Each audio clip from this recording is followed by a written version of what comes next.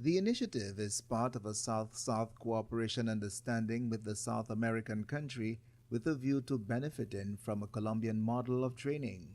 Accompanied by TVET officers within the Division of Education, the Colombian specialists have conducted a number of site visits to help them gather the pertinent information they need. Education Officer for TVET, Colvin Samuel, says information gathered from the mission will help further develop technical cooperation between the two countries as far as the training of personnel is concerned. The system, he says, will start at secondary schools with rollouts at the Stanley John Odlum, Grand Riviere, and the PI secondary schools. Agro-processing involves the transformation of products that originates from agriculture, forestry, and fisheries.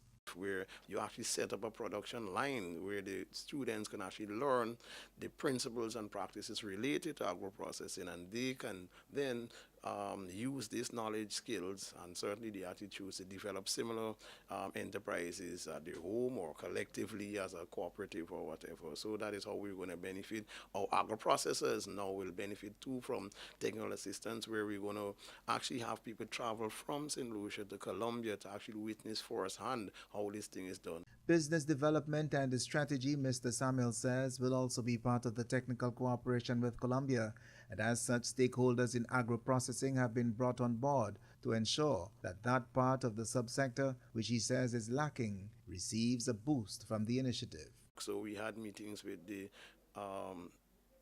high echelons of the Ministry of Agriculture. We actually had a deputy director, but we had also spoken to the PS and DPS in that ministry. We also spoke to the PS of the Department of Commerce, and the deputy PS actually was represented at this meeting we had with the people operating at that level. We also had meetings with the training institutions. We had meetings with the trainers themselves, people who are involved in agro-processing training.